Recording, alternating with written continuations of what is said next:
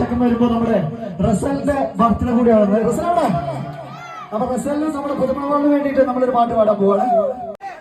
വന്നാ അലിയ എല്ലാവരും കഴിച്ചു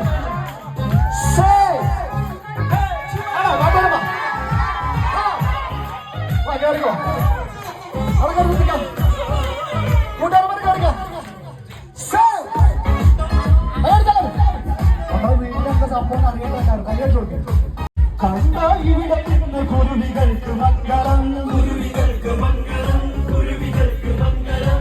കൂടെ കൈപറഞ്ഞ്